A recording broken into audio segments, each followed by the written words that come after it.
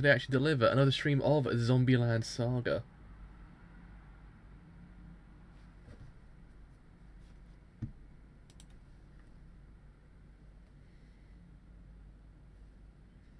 I think we're good to go. I believe we're good to go. Are we good to go?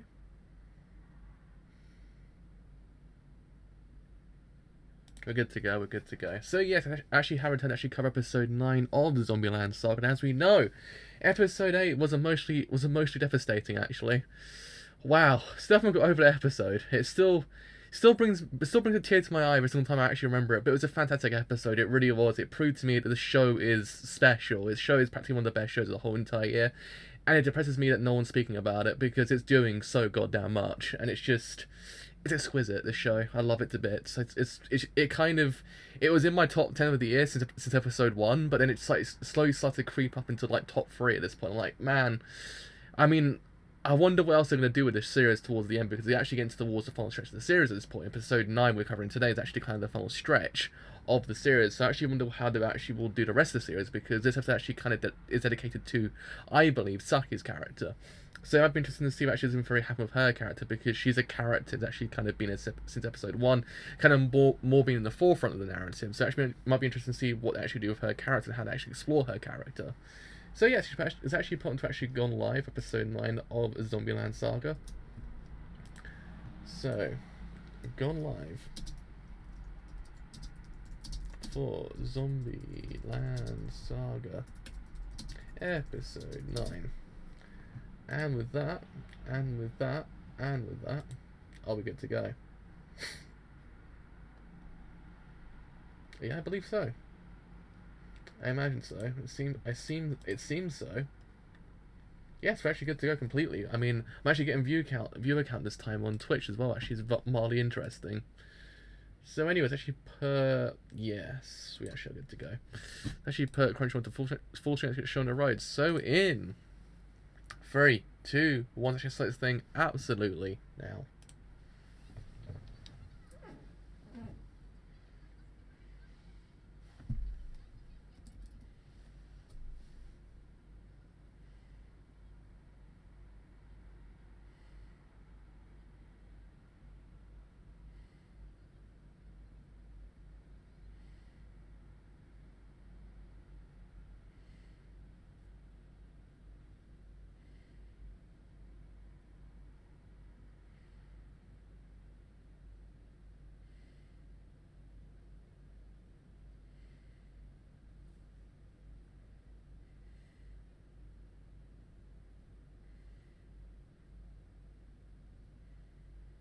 One of the more interesting things about Saki's character is the fact that we've seen different sides of her as well. They actually might be afraid to see. It might be interesting to see that this kind of side of her we actually haven't seen just yet as well. We've already seen different sides of her. It's might be interesting to see this side of her as well.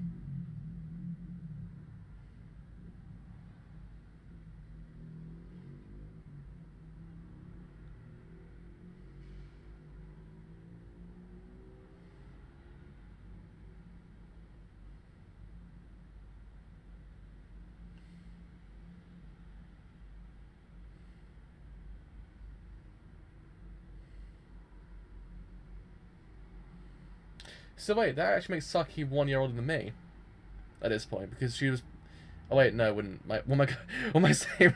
I'm going nuts. No, she must be a little bit older than me at this point. 1997 that was. I was a year old. My brain had a brain fart just, and I was like, wait a second, no. What am I saying?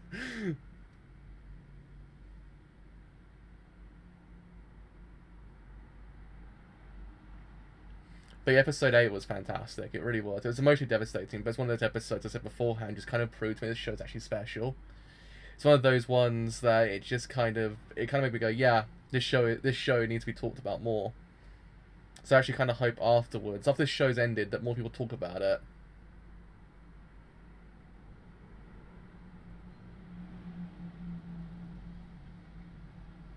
Because this show is so freaking good.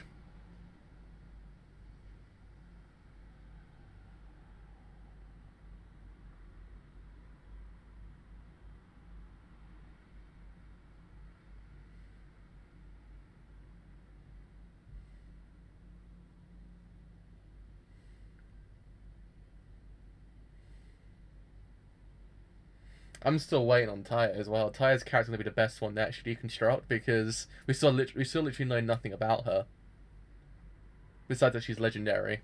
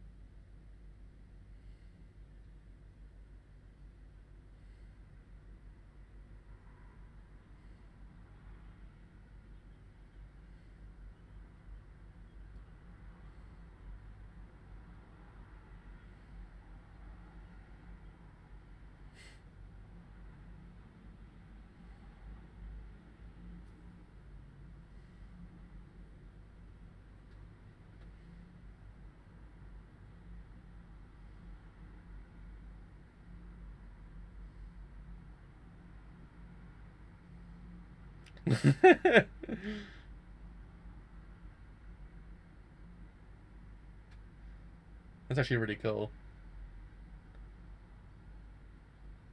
That's actually really cool.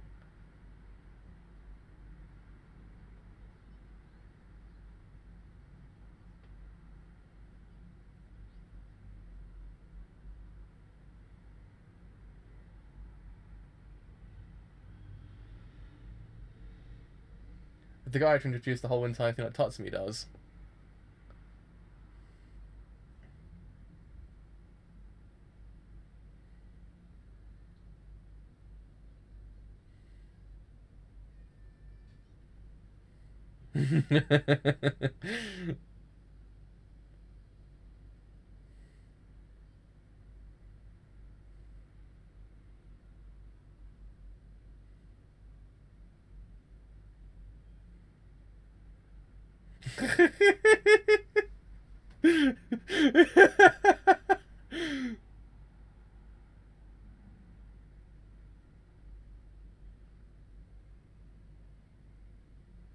Actually, can't believe that actually emulated the whole entire like the really slow walk up the gangs do in those movies.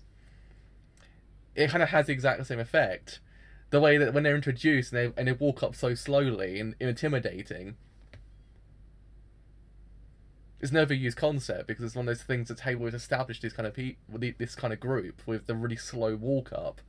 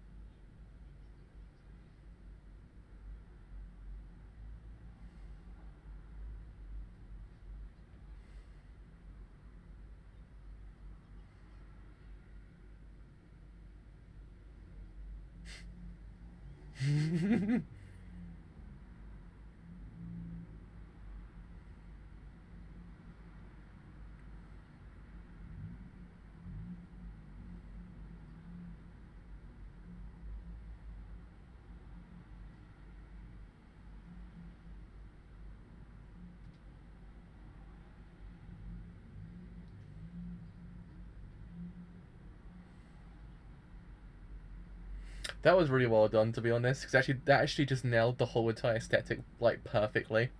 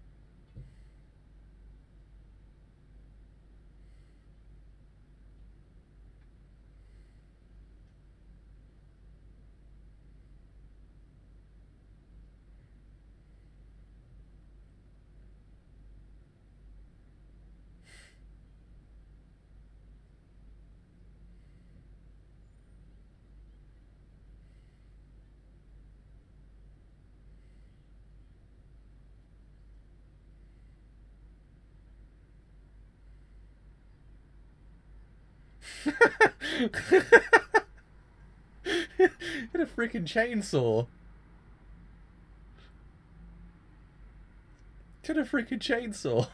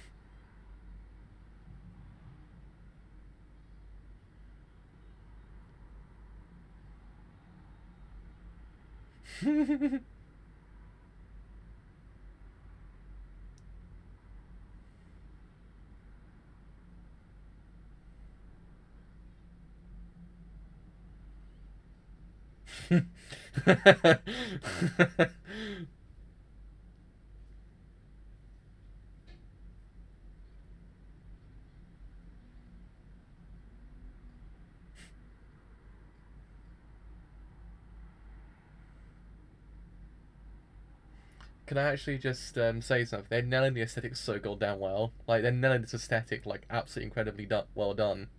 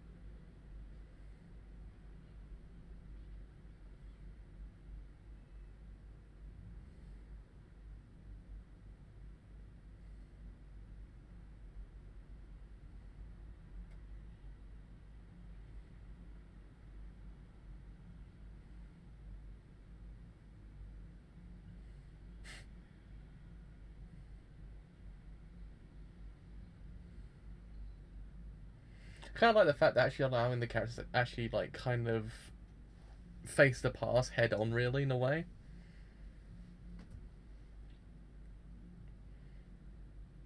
It's not kind of, if you get what I mean, it's not as if they're saying it to someone else and afterwards actually kind of accept the past. They're actually allowed to actually kind of face the past head on.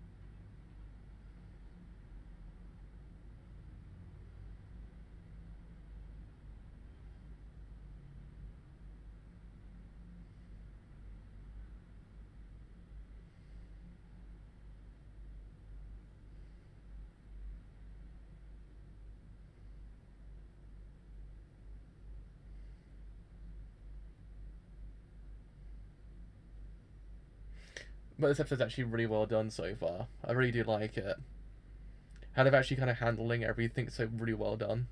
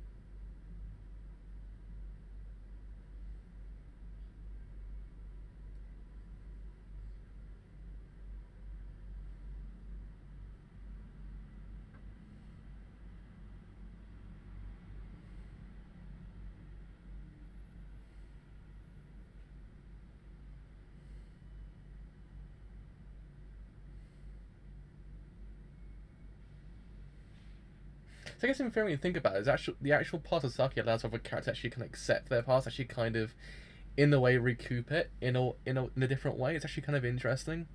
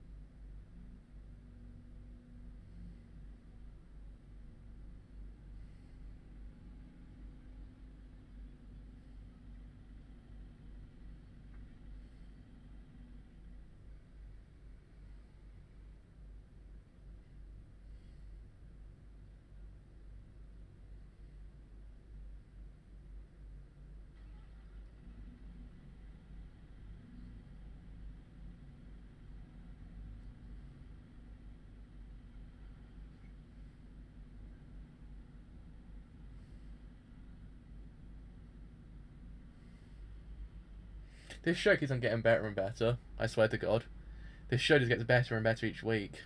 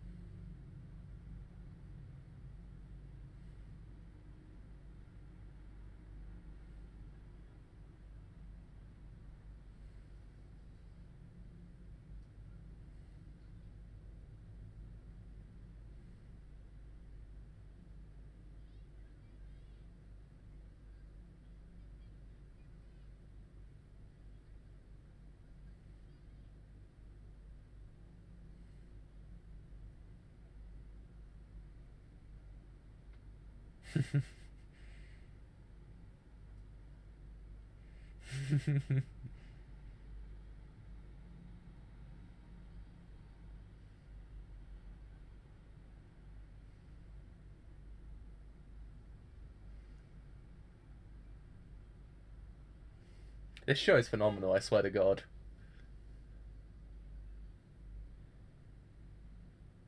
This show is absolutely phenomenal.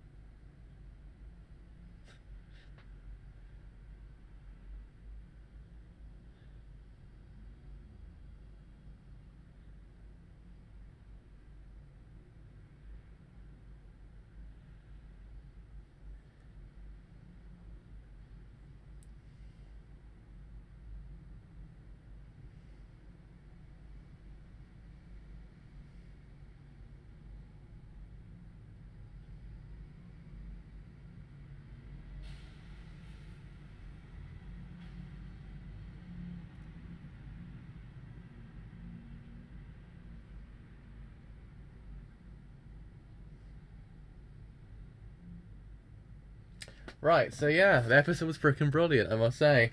I mean, one of the things I kind of would have loved for them to actually kind of do, it didn't in Pop Team Epic, was the idea of emulating the 70s aesthetic in a way that the actual episode plays out with that kind of sound and the kind of visuals as well, the kind of, what's the word for it, like the kind of film grain it has. Like they did in Pop Team Epic episode 7, it did the whole thing with Battles about yeah, said the words correctly. Battles about on humanity as well, how they actually emulated it absolutely perfectly. Kind of wish I did it here, but I don't actually mind. I don't actually mind too much, just because the episode itself was brilliant. It really was. It's one of those episodes that kind of further proved to me this show is special. It really is, because it's one of those episodes that it kind of was a massive ode to that whole entire genre, that genre of like kind of the gangs, and I actually kind of liked it because it's one of those things that it emulated the whole entire genre absolutely perfectly, because you had the whole thing with the intimidating walk-up that gangs and movies like this kind of do and fully have. The idea of how they slowly walk up and the camera's panning constantly, and how they spend maybe 2-3 minutes just on them walking across, and how the whole entire group at the beginning was actually introduced, emulated that freaking perfectly. It was a really nice nod to the whole entire genre, and it kept on going for the whole entire episode. The idea of how more outlandish they actually can in very get, because it's one of those things I actually liked how they didn't really keep it like all too realistic in a way, but they kind of showed the more kind of outlandish side of the whole entire genre as well. It's a nice kind of variation, if you get what I mean, because sometimes you do get the odd, like, ode that kind of odes it completely and doesn't do anything else with it, but it's actually kind of specialised it a little bit more with the idea of how they actually went about showing the kind of more outlandish side of the whole entire group as well. So I really did like how they kind of went about that. It was one of those things I love when shows do these kinds of episodes that kind of do a massive nod to the old days of movies and TV shows and manga as well. It's one of the things I've always very much appreciated. So I really appreciate it here as well, and especially when they had those reaction shots as well with the question mark above them.